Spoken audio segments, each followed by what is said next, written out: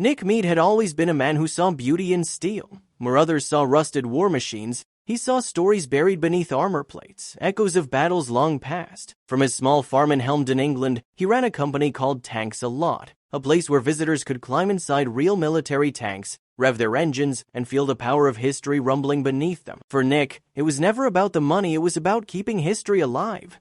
One rainy afternoon, while scrolling through eBay listings, something caught his eye. A Soviet T-54 tank, faded green, dented, and heavy with mystery. The description was simple: fully demilitarized, ready for restoration.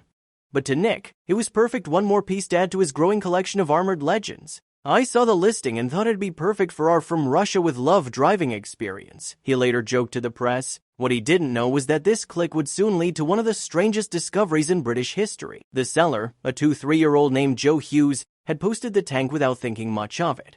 He traded it to Nick for 2 smaller armored vehicles worth about $42,000. It seemed like a fair swap until the truth inside that tank came to light.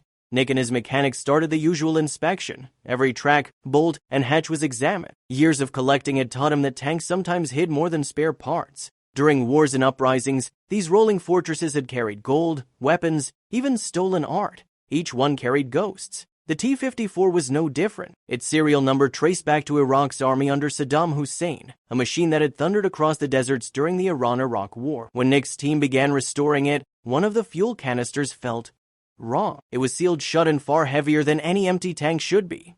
Cautiously, they pried it open. Inside, not gold, not treasure, but a stack of old ammunition.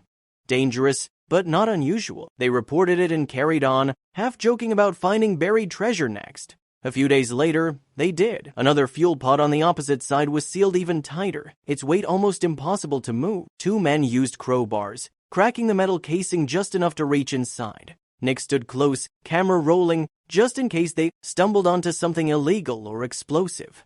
The mechanic's hand disappeared into the darkness, then silence. When it re-emerged, the fingers were clutching a solid, gleaming bar. It caught the light gold. "Mate, that's a gold bar!" someone shouted. Then another, and another. By the time they were done, 5 solid gold bars lay on the ground, each one heavy, shining, and worth more than they could imagine. For a long moment, nobody spoke. The team just stood there, their reflections shimmering off 5 bars of pure gold. Nick's heart pounded. He bought tanks for 20 years, but nothing like this had ever happened. Could we actually keep it? One of his men whispered, half laughing, half terrified. Nick didn't hesitate. "No," he said firmly. "We're doing this the right way." He knew stories of men who found things like this and vanished under the weight of greed. This wasn't just treasure, it was history, and possibly a crime. So he called the police immediately. Within an hour, officers arrived, carefully loading the gold bars into evidence boxes. In exchange, they left Nick a single piece of paper, a receipt. That slip became his only proof that the gold had ever been real. Investigators later confirmed what Nick had suspected. The tank had served in Iraq's army during the 1990 invasion of Kuwait. When Saddam's troops looted the wealthy Gulf state, they didn't just steal art and cash, they melted gold into bars, hiding them in military transport. Somewhere along the way, this tank had been sold, stripped, and eventually ended up on a quiet English farm. The find made headlines around the world. Man buys tank on eBay, finds $2.4 million in gold.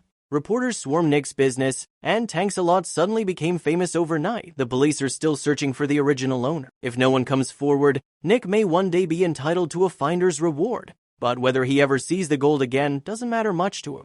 "The real treasure," he said, smiling, "was knowing we did the right thing. And somewhere, deep beneath the echoes of history, that tank still carries its final secret, not of war, but of integrity."